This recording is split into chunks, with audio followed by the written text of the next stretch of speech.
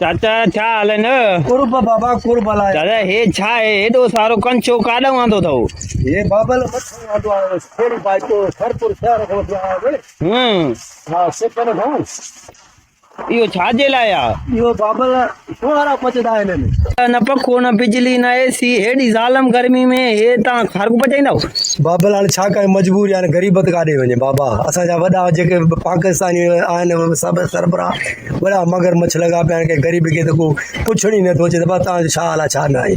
वटि भेरी त ईअं भॼींदा आहिनि भोतारनि जी ॻाल्हि ई न कयो बाक़ी चऊं हा हा बाक़ी असां पंहिंजी जेकी लोड़ आहे उहा भई लोड़ियूं था बसि छांव ख़ुदा जी हुजे न बाबा उनजी छांव में पिया कमु कयूं था न हिन अहिड़े ज़ालम गर्मी में कीअं पचाईंदव? बाबल हाणे पचायूं था तव्हां ॾिसो था न हा न दोस्तो हिते न वण आहे न टिण आहे न का बिजली आहे हिकिड़ो वण आहे हे चाचे वारा अहिड़ी ज़ालम गर्मी में हिते कतल पचाईंदा पोइ हे घणो हिसाब किताब आहे छा बचत आहे? बचत त भाउ ख़ुदा बचाईंदो भाई कमु घणो आहे वञूं था दलाल पंहिंजो मूरी पननि पूरी कयूं वेठा आहिनि ऐं असां जेको वरी पंहिंजी आदत जा मजबूर आहियूं असां पंहिंजी आदत नथा छॾे सघूं पोइ भले गर्मी न हुजे गर्मी जो बाबू हुजे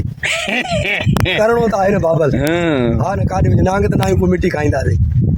काॾे वञूं बाबल हा न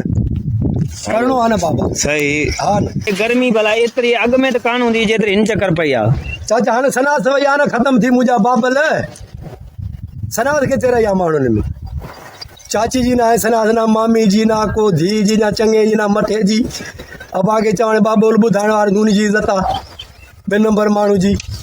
साल के वीचारा विया लॾे हाणे अची अबा खे जेके जंहिंखे न लही न लाहिणो उहो हाणे मोतबर आहे समझियो न बाबा ये सनास मां मतलब मां कोन समझो सना हया शर्म हा 10 रुपया वारी ॻाल्हि आहे हा 10 रुपया वारी ॻाल्हि हिकिड़ो दुकानदारी आहे बाक़ी चवण तव्हां जहिड़ो आहियो दुकानदारी ते चए बाबा चए मुंहिंजी दुकान ते एॾो सौदो आहे कंहिं सौदे जी परवाह न आहे पोइ छा चए यार ॻाल्हि ॿुधे भाई सौदे एॾो लिखियलु आहे तो वटि हा चए पोइ जा एॾो सौदो तुंहिंजी दुकान ते त पोइ मूंखे ॾे दा 10 रुपए जा आया 10 रुपए जो ॾे शर्म आई सम्झ में ॻाल्हि पोइ हुन चयो तव्हां जे ॻाल्हि ॿुधी ॿियो हर शइ आहे दुकान ते इहे 2 शयूं न आहिनि पोइ छा चए हुन ग़रीब चए बाबो तुंहिंजी दुकान ई खाली आहे कंहिं कम जो ई न आहे वाह रे वाह सम्झियो बाबा चाचा हाणे तव्हां घणा माण्हू आहियो? असां हिते आहियूं बाबा खे चवण 7-8 माण्हू आहियूं 9 माण्हू ॾह हिते जो मींहुं अची वञे बाबा पर ते मींहुं आयो पहिरें मुंहिंजे में 70 ॿोरी मुंहिंजी ॻरी वई बाबा अड़े ख़ुदा ॼाणियो हा आहे ख़ुदा ई सौदो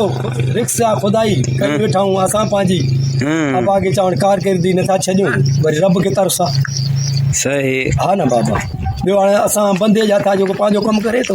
हलो हा न ऐं अबा खे चवण भई रब जो वरी उनखे शुक्र आहे वरी उहो ई अबा खे चवण पंहिंजे दरूं ॾींदो हा न बसि चाचे जी कहिड़ियूं प्यारियूं प्यारियूं ॻाल्हियूं हुयूं तव्हां ॿुधियूं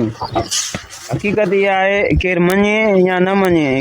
असांजो पेज ऐं असां मशहूरु आहियूं छो जो असांजा 70,000 फॉलोअर आहिनि इन शइ खां इनकार नथो करे सघिजे बाक़ी तव्हांखे असांजो वीडियो कीअं लॻो कमेंट लाइक कंदा कयो असांखे ख़बर त पवे न सो असां दोस्त वांदि काई कान्हे न त असां तव्हांजो कमेंट बि पढ़ंदा आहियूं लाइक बि ॾिसंदा आहियूं वधीक जीअं तव्हांजी मर्ज़ी